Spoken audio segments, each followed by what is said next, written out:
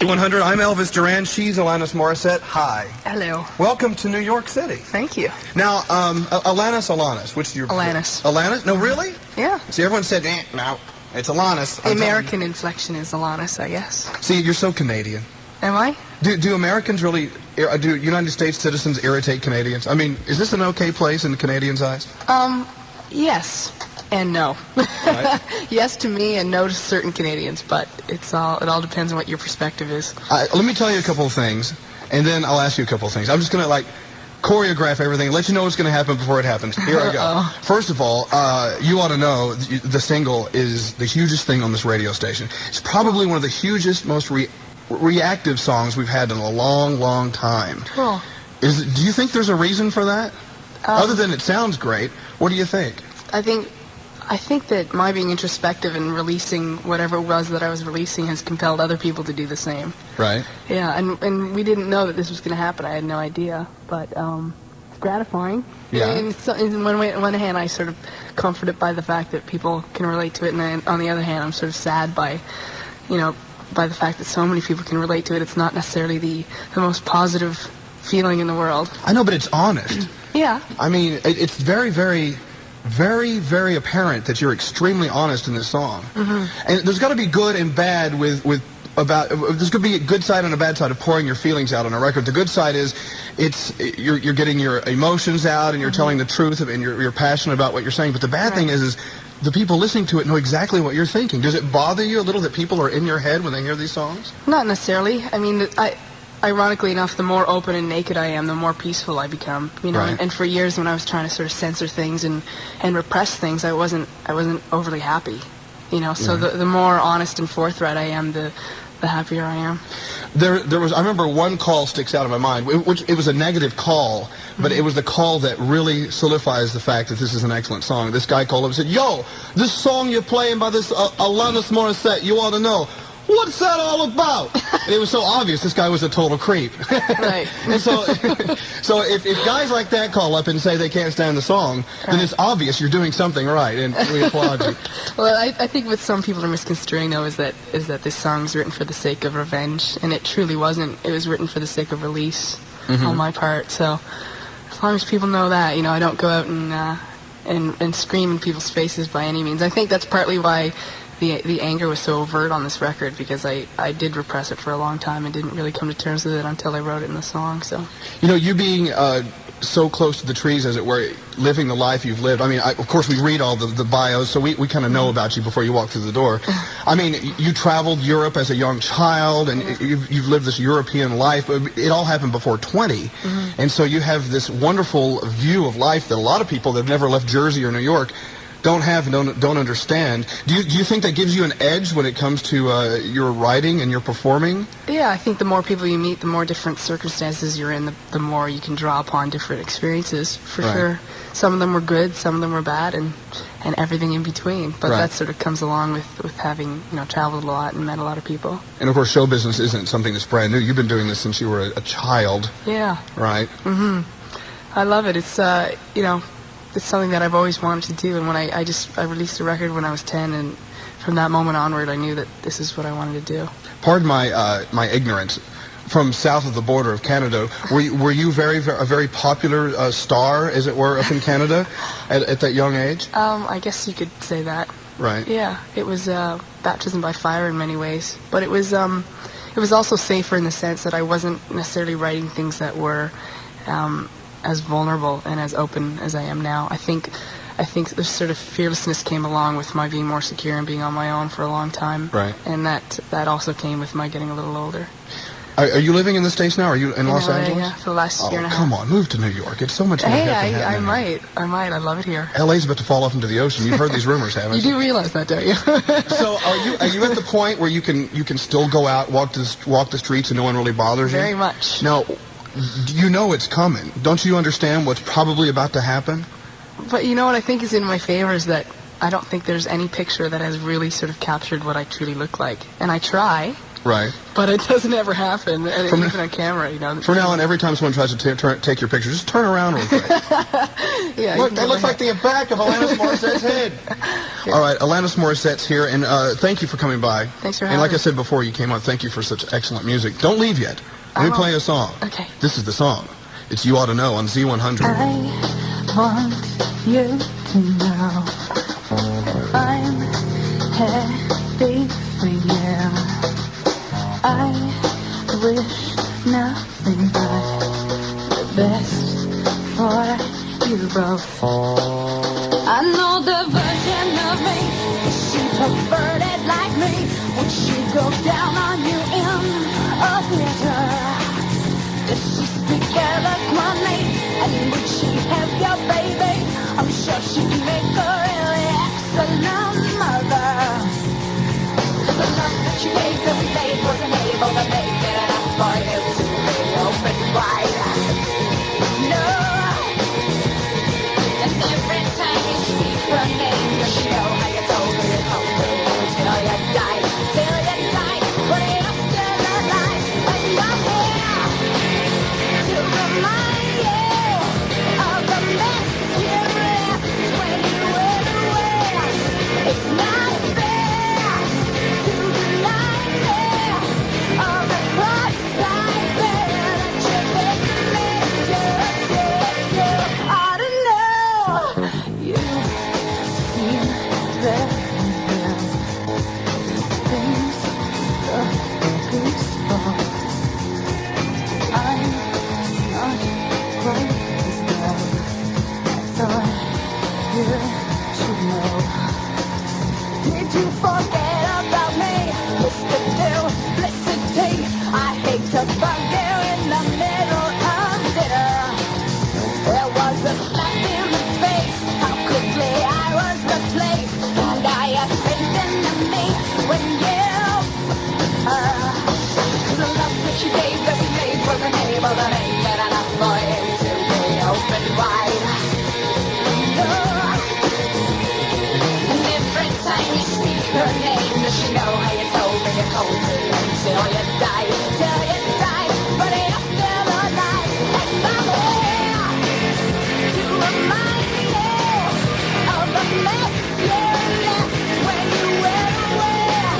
It's not fair to deny me of the cross-eyed bear that you gave to me. You ought to know.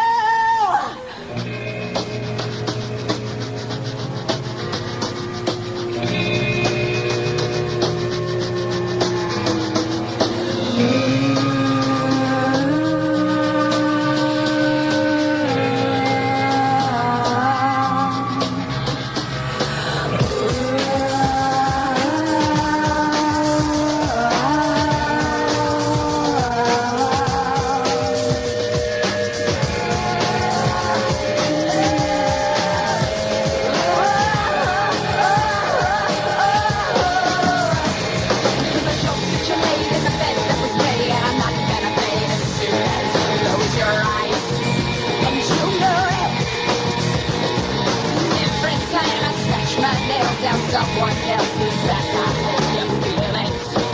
Well, can you feel it? Well, I'm here to remind you of the mess you left when you went away. It's not fair to deny me of the cross-eyed bear that you gave to me. You ought to know I'm here to remind you of the mess you left when you went away. It's not fair to deny me of the cross-eyed bear that you gave to me.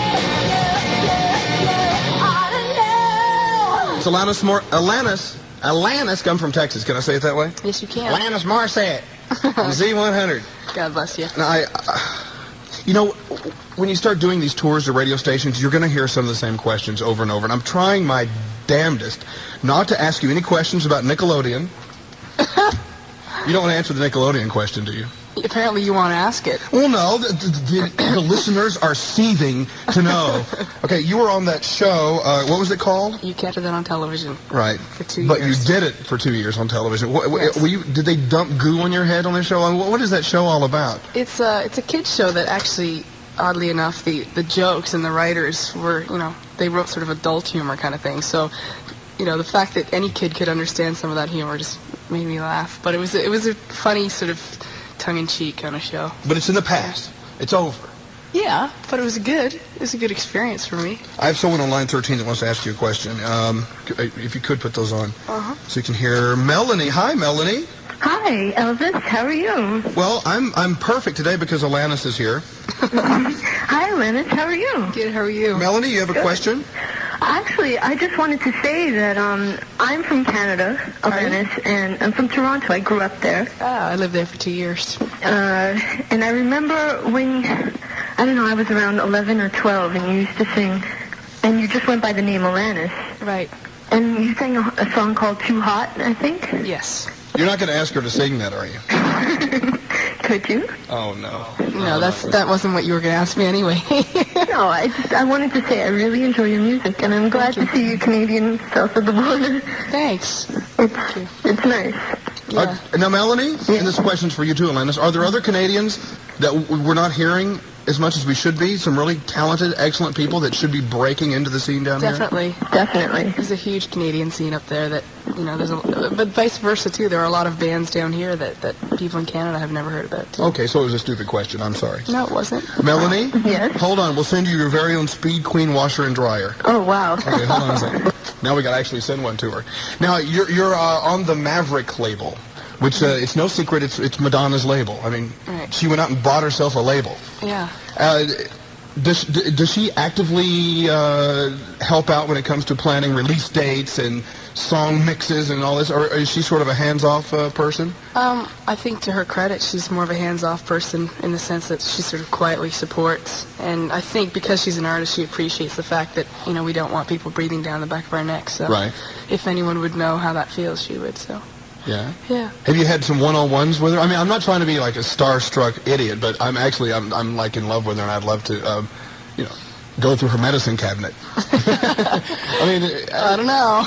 do you have a lot of communication with her? I mean, Some. yeah. Yeah. Okay, she doesn't want to answer the Madonna question, so I'm not going to get into that.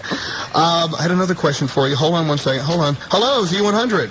Hi. Hi, you're on with Alanis Morissette. Oh, I think you're great. I have a question to ask you. I heard you have 2 albums out before the one that's down here, Yes. like up in Canada. Uh-huh. How can we get our hands on them down here? Because I think your new album, and I think it's great. Thanks. And I would really like to hear some of your early stuff. I think you'd probably have to go to Canada or special order it or something. I don't It's know. like an illegal import. It's like you can't get Cuban cigars and you cannot get Alanis Morissette albums in Right. America. They both have the same effect on you. Oh, really? So I'd have to, travel up to Toronto to get, your earlier album? I guess so, or have someone from Canada send one She down. makes it sound like a horrible thing. I have to go to Toronto. Oh, okay. It's okay. All right. Thanks for calling. All right, bye. The fax says, Dear Elvis, I have a question for Alanis. I heard she's dating one of the Toronto Maple Leafs.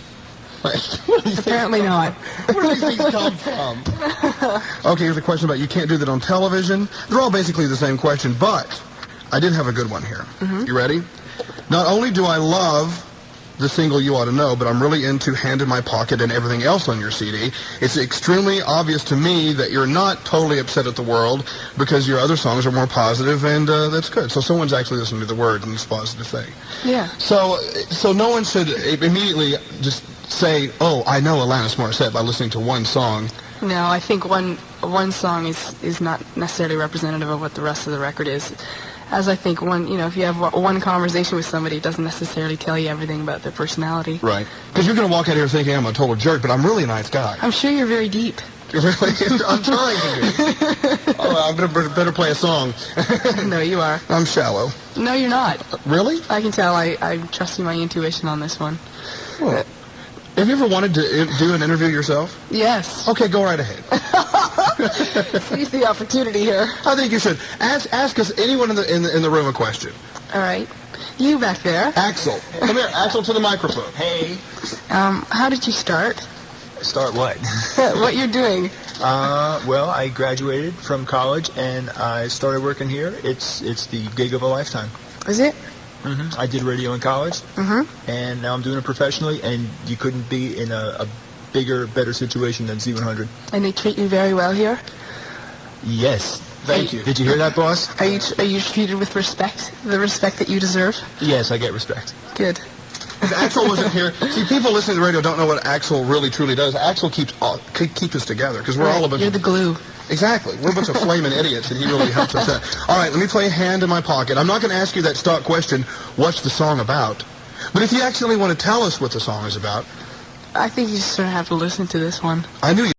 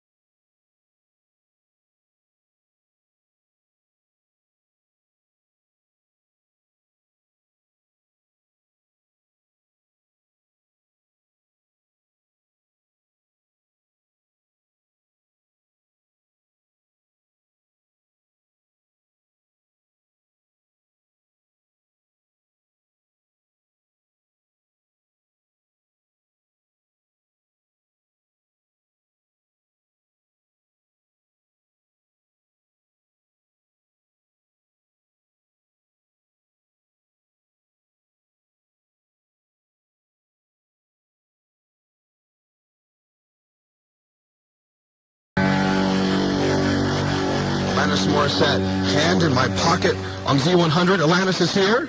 Say hi. Hello. Alanis. And Andre's on the line. Andre? Hey, how's it going? Now, Andre works down in the Wall Street area. In Payne Weber. Yes. And, Andre, obviously you won tickets to see her at the sold-out show at Tramps tomorrow night. Uh-huh. I did. And you know what? Everyone that won tickets to this, Alanis, also qualified to go backstage and meet you. Andre, you're the guy. I can't believe this. Oh, my God. Where you going? I'm gonna meet you now. Yes, you are. Oh, And I'm going to meet you. yes. It's going to be like everyone meeting everyone. We're all gonna meet each other. Oh my God. Now, Andre, the thing is, we want to kind of go through the screening process and make sure you're not like a stalker. Okay. You know what? He's not, I can tell. No. No. You're only into that intuition thing. I'm You a gotta very, trust it, you know? I'm a very nice guy. Trust me. Okay, here's what we know about Andre. He's 22 years old. He works down at Payne Weber. Do you wear a suit every day, Andre? Yes, I do. Oh, Andre. Are you going to wear a suit tomorrow night? No. Oh, that's good. What are you going to wear? Listen, we should go through his wardrobe here. Please wear Whatever you want me to wear. pink and red. Yeah, wear pink and red so she'll know it's you. Oh, okay. Okay? Uh-huh. Andre, congratulations. Thank you so much. I'll see you tomorrow. Now, when you're backstage, don't loiter. Like meet her and get out of the way. Absolutely. You heartless. I know. I'm a bastard. You're bastard. Thank you, Andre. Thank you so much. Tomorrow. I'll see you tomorrow. Okay. We'll call you later and give you details and things. Thank you very much. All right. Bye. Who's that in the background? See, the weird thing about putting people on the radio and saying they've won backstage is 1.2 million people are going to show up at Tramps tomorrow night and say, I'm Andre. And they're all Wearing gonna- pink and red. It's going to be pink and red. It's going to look like, it's going to be so colorful. It's going to look like Walt Disney threw up in the room. Pink and red, pink and red. All right, so you've been doing the album thing for a while. Yes. You've been a musician and doing the musician vibe and hanging out with the musicians. Yes. But on stage, is that a different story? Have you been doing stage work for a long time as well? Yeah. Ever since I was really young, I did a lot of theater and a lot of acting when I was younger. Maybe even more so than writing when I was young. When I was really young. Yeah. And but then, as time went on, I just knew music was my priority and what I owed to myself to do. The energy on stage, is that something you really get off on? I mean, do you really love being on the stage, or are you more of a, I like to hide in a dark studio and record kind of lady?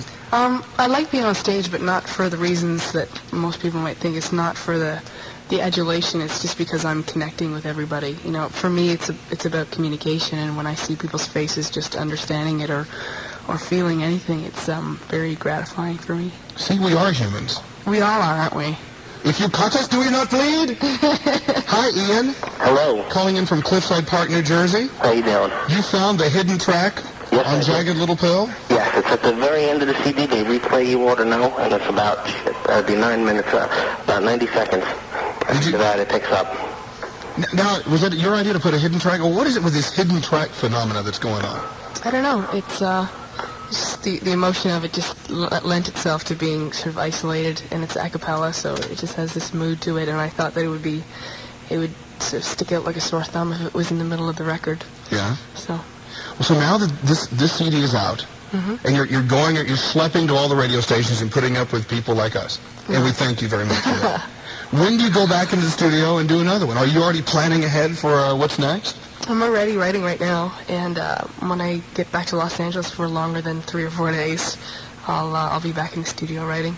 It's pretty accelerated, and it's all about inspiration for me. Whenever there's a stream of consciousness that hits, you sort of open yourself up to it, and that can happen at any time. Now, speaking of stream of consciousness, I read somewhere that usually if you write a song late at night, it just comes out of your mind, you write it down, you go to sleep, you wake up the next day, you can't really remember what you wrote. You got to look at your notes. Yeah.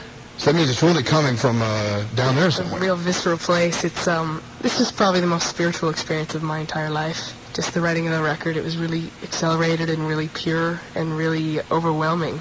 Because I'm fairly analytical, as is Glenn that I made the record with, and this was probably the first time in our lives that we couldn't really figure out what was happening. Yeah. Yeah. Confusion's good. Confusion is good when it's this warm and this bright. Yeah.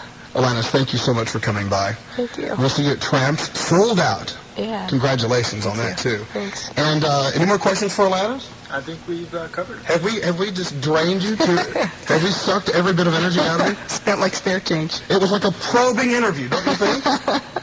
All right. Thank you once again for coming in. And I'm going to stop thanking you now and play some more music. All right. Alanis Morissette, have a beautiful day.